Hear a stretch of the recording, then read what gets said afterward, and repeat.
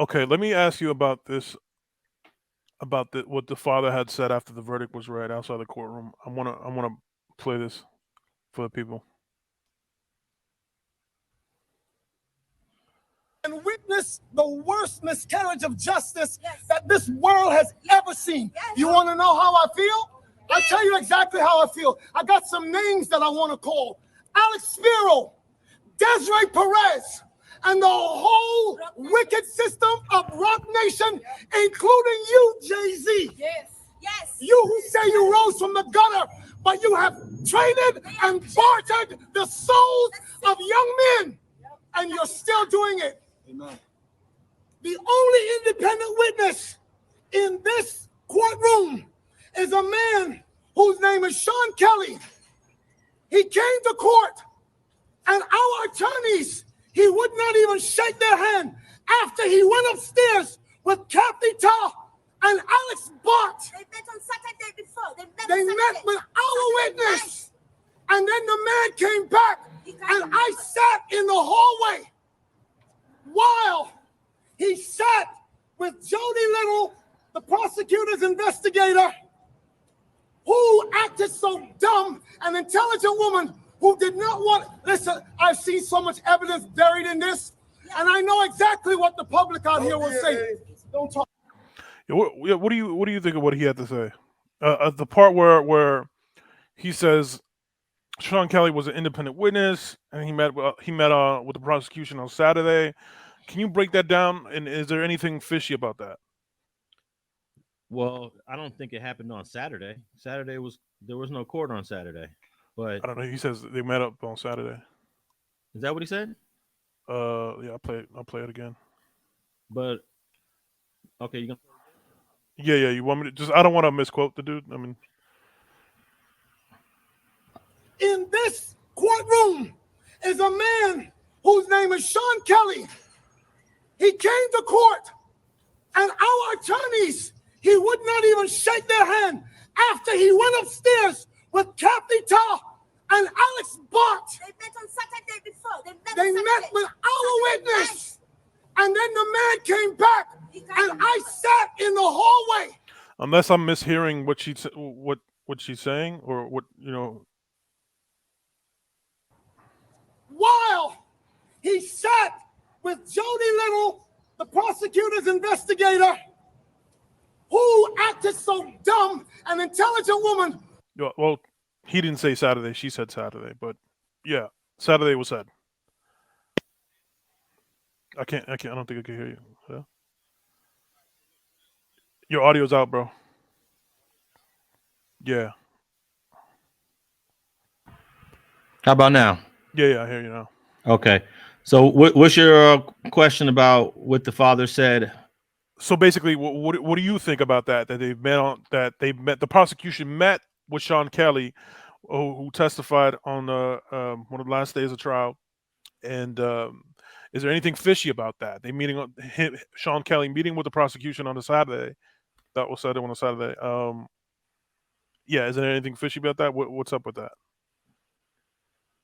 I don't think there's really anything too fishy about a prosecutor meeting with a witness. The defense attorney was aware that they're going to talk. In fact, the defense attorney gets to talk to some of their witnesses. The prosecution spoke to most of the defense witnesses. The prosecution spoke to EJ for like a whole, I don't know, hour and a half. So that's pretty normal procedure. Okay. I know that they weren't expecting Sean Kelly to say some of the things that he said. Neither was the defense. The defense was not expecting Sean Kelly to say some of the things that he said. And I think that the police, the detective and the first officer that met Sean Kelly, they didn't even ask him a whole lot of questions. So he never really gave like a very clear, coherent statement of what happened. Right. And when he was in court the other day, it was the first time, it's pretty much the first time he was really thoroughly questioned, which is incredible. Officer Diaz didn't really thoroughly question him, neither did Detective Stogner. And that's why they weren't even going to call him to court. This was a defense witness. And I don't even think the defense thoroughly questioned Sean Kelly to find out what he was going to say. But he ended up saying some things in court that surprised the defense. And I'm not necessarily, I don't know if that's something shady or if these were questions that he was giving answers to that were never asked of him before. Right. Now, we had a conversation privately that you told me he had added more to his story when he testified in court and during trial. He added more to his story versus what he had said to police. That's correct. The defense attorney in his closing arguments told the jury that a lot of the statements that Sean Kelly said during his testimony were said for the first time. And he had two previous statements that he made to the police. He made one to Officer Diaz. He made a statement to Detective Stogner. And then he was also interviewed by the defense attorney's investigator. So he made three statements before, and he said stuff on the stand that he had never previously said before. Mm-hmm. So I could understand why the father is very disappointed about the testimony of Sean Kelly. I don't know if his memory was woke up or if he was influenced to add more to the testimony. He pretty much said everything the defense wanted him to say. He admitted the girls were fighting. He admitted he believes he saw muzzle flash coming from one of the girls. Right. But then he also says that he sees muzzle flash coming from the little guy.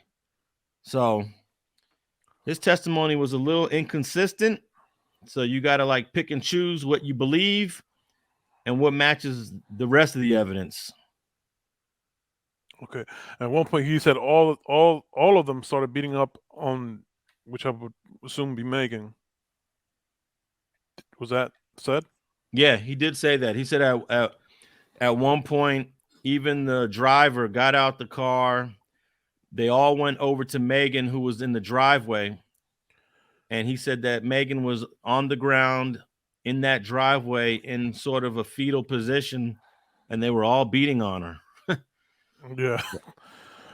That's crazy. And you know what? I think maybe they all went over there to probably help her, and maybe there was a pushing match between the other three. Right. But I find it very hard to believe that Tory, Kelsey, and Quan were beating on Megan.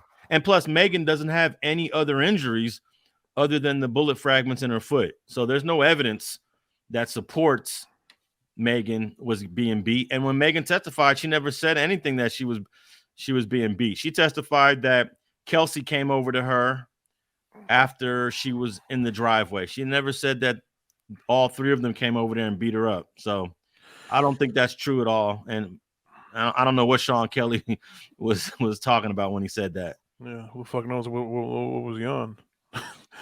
But I want to dive in a little deeper into that. That's how old is this gentleman, Sean Kelly? How old would you say he is? He's an older gentleman. I would say probably 60 years old, maybe early 60s. Okay, and to break down for the people, he saw it from his balcony. I wouldn't know how far his distance exactly would be, but I know you put up a picture. Hold on. Let me just see if I could just. I know you put it on your community tab. Maybe I'll just so the people could get an idea. Yeah, if you go to the community tab, you're gonna pull it up. I'm gonna pull it up. Okay, yeah, it gives you an idea of how close his window was to the scene. Exactly. Give me 1 second. Let me just share this. And this would be nighttime, so I don't live in this area, nor I don't live in LA. I don't know how it will look at night, if it's like really dark or if it's lit up. I've never went to the scene of the incident. You should definitely go and do a video. That would be a great breakdown if you do that. Okay, so I'm gonna zoom in and see. And just let everyone know that I added that graphic in there. That's Photoshop. I'm not trying to trick anyone. That's not a real photo of the crime scene, but they were driving an Escalade of that model, and it was approximately parked in that location based on a drawing that Sean Kelly he did a drawing on a map, and he drew a square of where the truck was parked, and it was approximately parked right there in the driveway. Okay. Mm. How many feet? I mean, what is that a good viewing distance? Like you would at night, do you think you would see exactly what is going on? Uh, A hard question to ask. Well, you see where the balcony's at on Sean Kelly's house, and he looks like, and he's on the second floor. So he's got a great view of the passenger side of that vehicle where he said that Megan and Kelsey was fighting. So, and you know, you can't get a better view than that. Right. And no one questioned his vision. You know what? That would have been a great question. Do you wear glasses, Mr. Kelly? Exactly. Exactly. Did you have your glasses on at the time? Because that might really help with the details. You probably don't need glasses to know that two girls were fighting, but you might need glasses to see if somebody was shooting a gun, you know? Exactly. And that never came up, his vision. So